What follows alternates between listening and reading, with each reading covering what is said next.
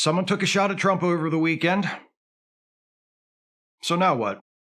First, let me get this out of the way right here at the start. Resorting to violence is not cool. It's not something we should normalize, or rather continue to normalize. I condemn political violence, and I especially condemn gun violence. If you watch my stuff regularly, you already know how I feel about guns. But if you're watching this as someone not well acquainted with my work, for the record, I hate guns. Guns suck. There are too many guns in the United States. Guns are for cowards and dipshits, and early indications are the guy who took a shot at Trump on Saturday was both. Having hopefully made my position on that clear, let me make something else clear. Donald Trump is not a hero.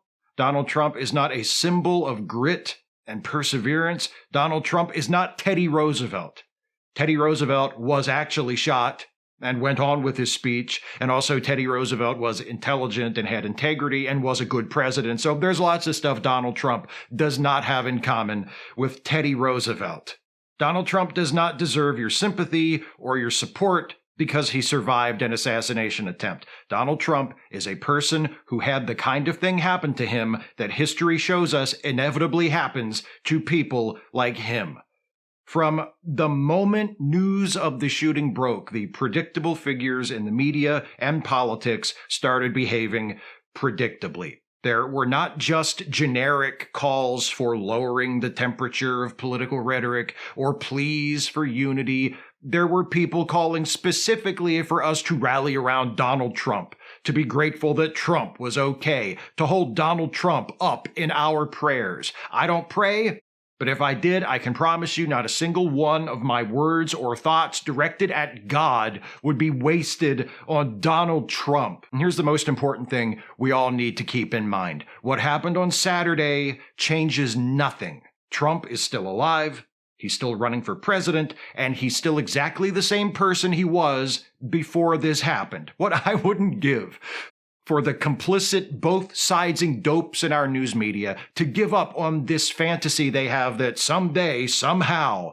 Donald Trump is going to grow up and spontaneously morph into a statesman. It's never going to happen. Surviving a shooting isn't going to change him or humble him or turn him into a unifier. He will not grow. He will not change. He will not rise to any occasion. The day after the shooting, Trump released a statement calling for unity, and there were reports shared breathlessly by journalists that Trump had rewritten his acceptance speech for the Republican National Convention this week to focus on the importance of bringing the country together. Oh, at long last, this is it. This is the day Donald Trump finally becomes president. How do we know this is bullshit? Aside from everything this narcissistic cocksucker has ever done over the previous 78 years of his life, I mean, here are a few clues I picked up on thanks to my keen deductive skills. Trump lied in his very first public statement following the shooting. Saturday night, he posted on his vanity social media website saying that a bullet hit him. It wasn't a bullet. It was a piece of glass shattered by the bullet. By the time Trump made that social media post, he'd been examined by doctors. He'd no doubt spoken to the Secret Service about what happened. He knew his bloody ear was not from the bullet, but from glass, and he knowingly lied about it to the public because I got hit by a bullet sounds better and makes him seem tougher than I got nicked by a shard of glass. He's a liar. That's who he is. Then, just this morning, a few hours before I'm standing here recording this, on the Monday following the shooting, after Judge Cannon dismissed the classified documents case in Florida and the reports of his new unifying attitude, Trump posted this, quote, "As we move forward in uniting our nation after the horrific events on Saturday, this dismissal of the lawless indictment in Florida should just be the first step,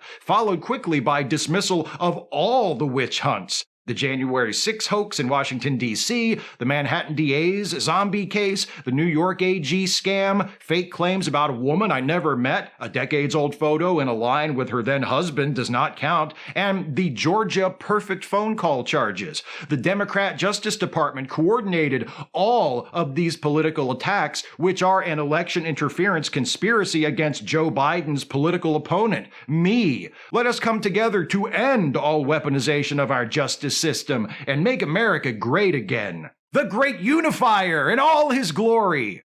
He's a liar, he's a crook, he's an ignoramus, he's only out for himself, that's all he will ever be. And his supporters? His surrogates in the media, his apologists, his champions, lying, shameless hypocrites is all they will ever be. Since the shooting, you can't piss in a circle without hitting a right-winger, pounding their chest and crying out that this is all Joe Biden's fault. Biden and the Democrats, they caused this to happen by calling Trump a fascist and a threat to democracy. The guy who shot at Trump was a registered Republican, and his friends describe him as a conservative. So I don't know. You think he heard Joe Biden call Donald Trump a threat to democracy and thought to himself, I've got to do something? I'm going to provisionally conclude that that is not what happened.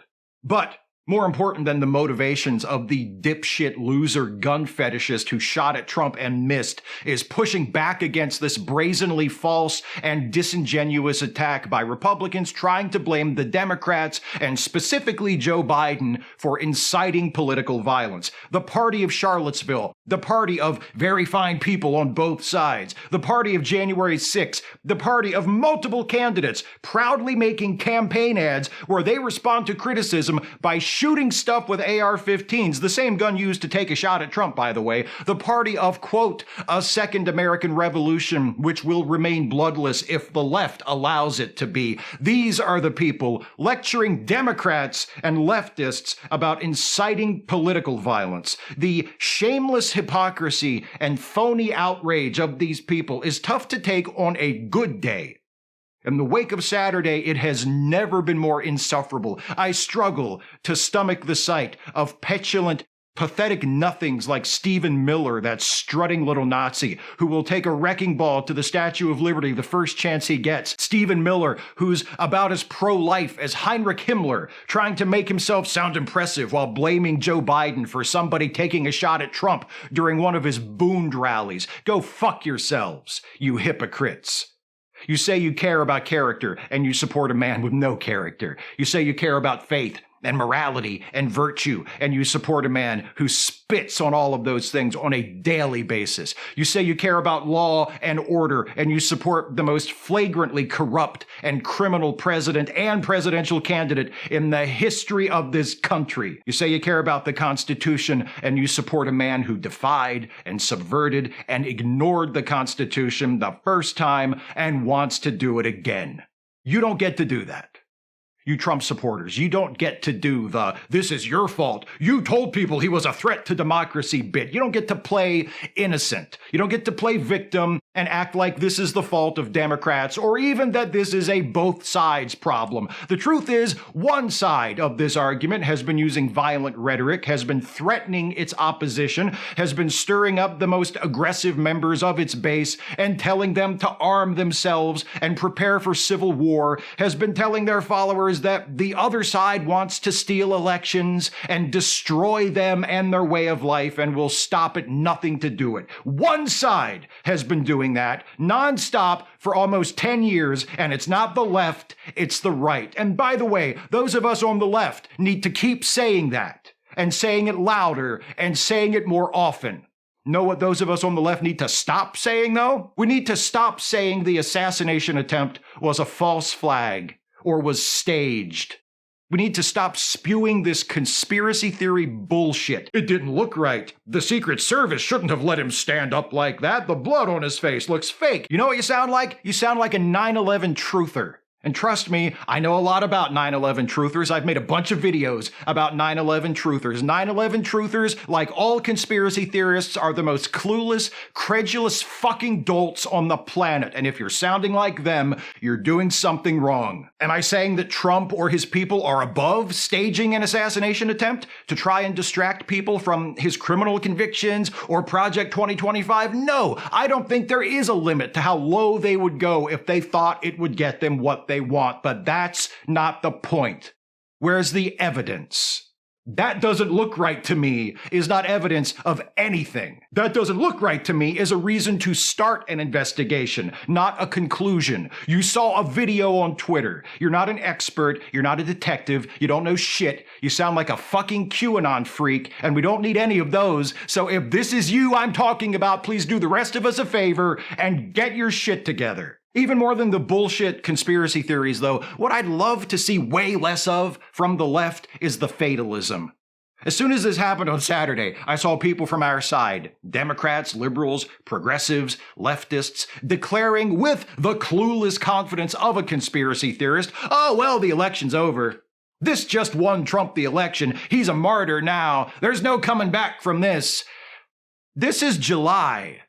The election is in November. Even after Biden's blown debate, the polls are close. Biden's not doing any worse at this point than any number of other candidates who went on to win their elections, and yet some of you are acting like he's down by 50 points in every state. And goddamn would I love it if we didn't have so many people on our side who are so quick 4 months before an election to make excuses not to vote, to make excuses to just give up. What the fuck is wrong with some of you? I've asked this question before, and one of the answers I get is, well, people are demoralized.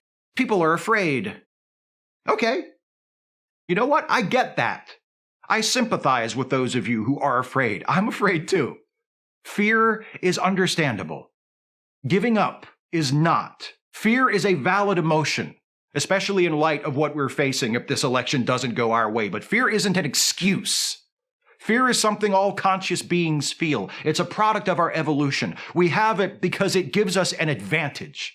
We don't have fear so we will lie down and die. We have fear so we will survive. Get up.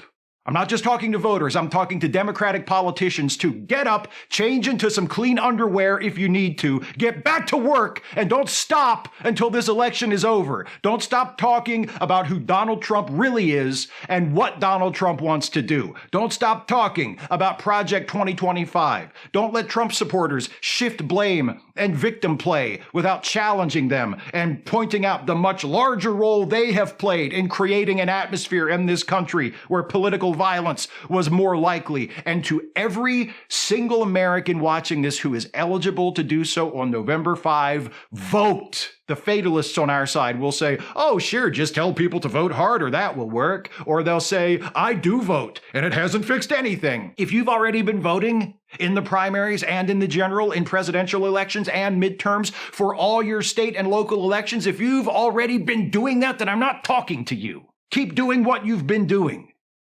I'm talking to people on our side, liberals, progressives, leftists, who could vote but aren't voting, who make excuses not to vote, who say it doesn't matter, who say it doesn't make a difference, who are just assuming we're going to lose anyway. Or even if we win, nothing will change. I made a video last week where I said if all the progressives in this country who don't vote actually voted for the Democrats in the primaries and the general, every single election, it would make a huge difference. It would move the Democratic Party to the left over time. It would encourage more progressives to get actively involved in the party. So as the current centrist, moderate, corporate party establishment retires and dies off, there will be more progressive party members to replace them. And most importantly, it would consign the Republican Party to permanent minority status, and we could actually get some shit done around here. But we have to do it. And keep doing it every single time. Winning this election won't fix everything. Winning any single election won't fix everything. Change takes time and work, and we progressives, we Democrats, have allowed the fascists on the right to roll this stone so far downhill that it's going to take time and sustained effort to push it back up. But if we start pushing now, eventually we will do it. Why haven't we done it yet? Because in recent history, every time we have gotten our shit together and managed to stop the stone rolling downhill and maybe even push it a few feet back up, once we make that little bit of progress, a bunch of us walk away. We voted in 2008 and elected Obama, 60% voter turnout. Not only did we elect a Democratic president, the Democratic Party held majorities in both chambers of the United States Congress. What happened 2 years later in the 2010 midterms? 41% turnout. Republicans take back control of the House of Representatives. In 2020, after 4 years of Donald Trump's administration, 66% voter turnout. During a pandemic, what happens? Joe Biden was elected president of the United States, and thanks to Democrats in Georgia turning out twice in the general election and a subsequent runoff and electing 2 Democratic U.S. senators, the Democrats held majorities in both chambers of Congress once again. Narrow majorities, but majorities nonetheless. What happened in 2022? Just 2 years ago, the last midterms, 46% turnout, which is historically high for a midterm, which is a pathetic and damning statistic in and of itself. And what happened as a result? Republicans take back the House. In 2016, we had 60% turnout and Trump still won narrowly in the Electoral College while losing the popular vote, so it hasn't worked out every single time. But even in that case, maybe if a few more Bernie or Busters had done what Bernie Sanders actually wanted them to do after the primary was settled that year and gotten off their bruised asses and voted for Clinton instead of staying home and sulking or wasting their vote on Jill Stein or some other dead-end or vanity candidate, it might have turned out differently. Who knows? The point is, as a rule, with very few exceptions, when we show up, we win. When they win, it's because we give it away. So if you vote every time, primary and general, and if you support progressive candidates, particularly in the primary, you and me are good. We're doing what we all need to be doing. But I'm not accepting the stop telling people to vote and voting doesn't work complaints from those of you who don't bother to fucking vote. When we show up, we win. And when we win, do the Democrats fix everything? No, they don't. They aren't wizards.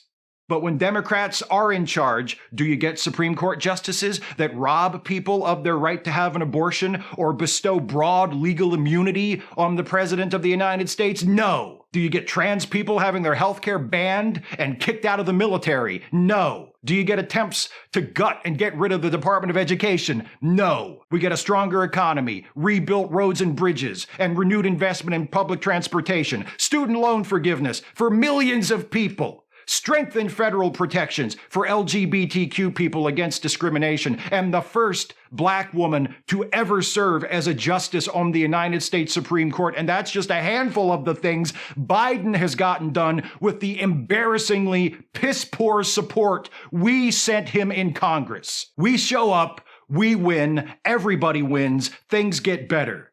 It takes time.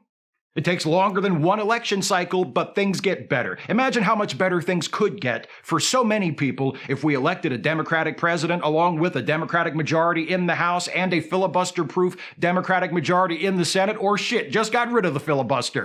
That works too. Imagine if we had 8 years, or 12 years, or 16 years of that. Imagine if we didn't cede control of this country over and over again to people who want nothing more than to strip mine it. Imagine if we didn't lay down our power right after we picked it up every single fucking time.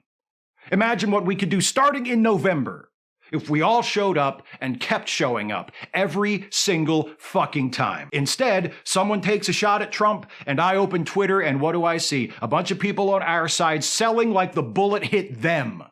Like they're just gonna lie down and die. Get the fuck up! You're not dead yet. Biden's not dead yet. And most importantly, democracy's not dead yet. And the only way it's going to die this year is if we let it. On November the 5th, do something for your country, for your family and friends, for yourself, for our shared future. Take that pen you've been using to write our obituary and use it to fill out a ballot instead.